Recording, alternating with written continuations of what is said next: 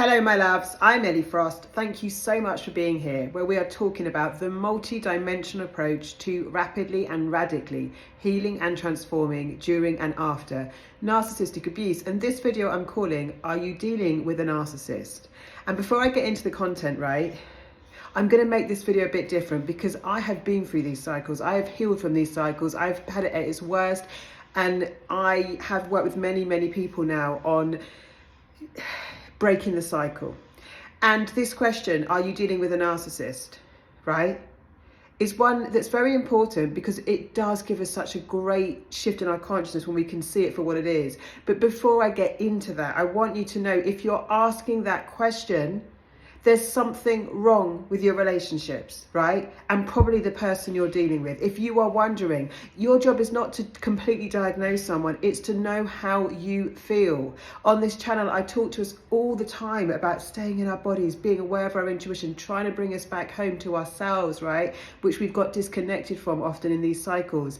If you are asking that question, it's time to be honest with yourself, that there is something wrong with the person you're asking it about, that you're not feeling good about it. I want us to know that we don't have to live this way. We do not have to live in abuse. We do not have to live in feeling diminished, devalued, discarded, not enough. We can actually choose relationships that empower, inspire, and light us up. And if you come into anything with me, or just by being here, I hope that I can be that person for you, right?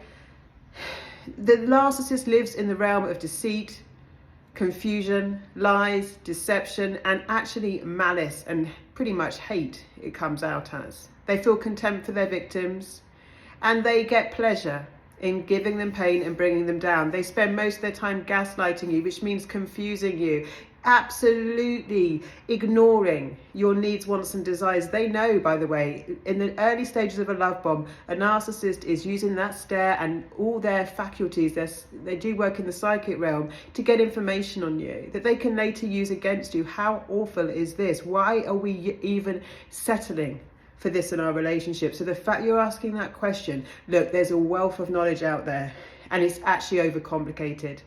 A narcissist gaslights you, which means they use word salad. You don't get a straight answer. If you try and express a need, want, or desire, or hold them accountable, they will literally put you on the merry-go-round.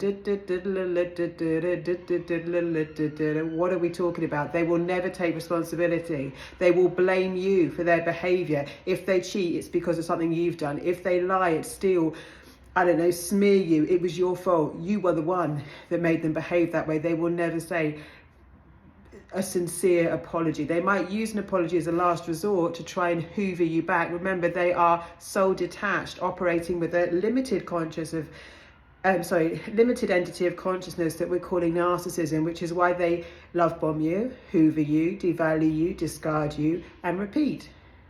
And repeat. It gets more destructive as it goes on. The highs get less high and the lows get lower, because they are slowly bringing your consciousness down. There was a question in my group saying some spiritual leader was saying they were higher beings. No, they're a very low consciousness. They're trying to drag you down to their level, living in fear, obligation, guilt, shame, your confusion, away from your own identity, disconnected from your own soul, no longer connected to your intuition, just in a trauma bond, just a reaction to them, living in reaction to what they might do next, trying to live your life so not to upset them and rock the boat too much because you don't want the consequences. Maybe you're trauma bonded and hanging on, wishing for the next love bomb, wishing for that way you felt at the beginning, which you'll never feel that connected to them ever again. They can't keep this going. They can't sustain it. They project an illusion, and we project our empathy on them. They don't feel remorse and shame. The narcissist is not the way they are because they feel these stories we hear from psychology trying to make sense of something that is actually deeply spiritual are quite ridiculous. Because in the same breath, the psychology world will say they have no empathy and no feelings for anyone else, but they're actually these tortured souls.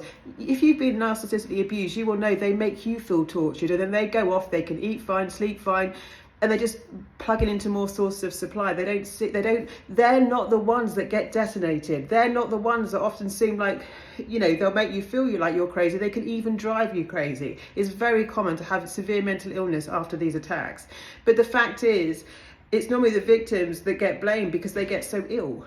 and they're not thinking straight, and they're so disconnected, and they haven't got the words and communication to actually explain what happened to them, because so much happens in the psychic realms, right? It can drive you mad. So I'm hoping I can help you communicate what this is. I've got a communication tools, diffusing statements, free PDF for you to use, right? So if you subscribe to my mailing list, I sent it out today. It's in my Sovereign program. If you're in Sovereign, you've got it for free, and you'll get it for free. But just subscribe to elliefrost.com and go to work with me and subscribe to my mailing list, because I'll be resending that out. And if I do any other freebies, if you're on the mailing list, I will send you those resources and you'll be updated with everything I do. But please take this seriously. I have gone through the worst of financial abuse, psychological abuse, mental abuse, emotional abuse, and some physical in these cycles, right? And we need to take it seriously. If you're asking the question, am I dealing with a narcissist? Of course, educate yourself. It's part of the awakening. Of course, plug into channels like this so that you stay on track and you don't forget this is serious, because it gets normalized in our relationship. Our standard and quality of life, our expectations get so low. I'm here to build them up again.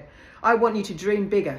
I want us to actually show that no matter how hard it's been and what we've been through, we can still live our dreams. I want to be the embodiment of that for you. I want you to know that I'm also on this journey. I spoke recently about, I had a really big spiritual attack this year after having a fabulous year, right? Life is like that. Speaking out in this way about the darkness does make me even more of a target. Narcissists target people, right? I've never said, and I will always say this, like, I'm not immune to being targeted. I'm actually not trying to get to the other side. I'm just getting better at deflecting it, better at rising, better at being stronger than it, better at seeing it for what it was, and whatever trap they try and do, breaking free, better at my connection with God, Source, Holy Spirit, universe, right? I'm just getting better and more resilient at that, and you will, if you stick with me, get that too. So thank you for being here.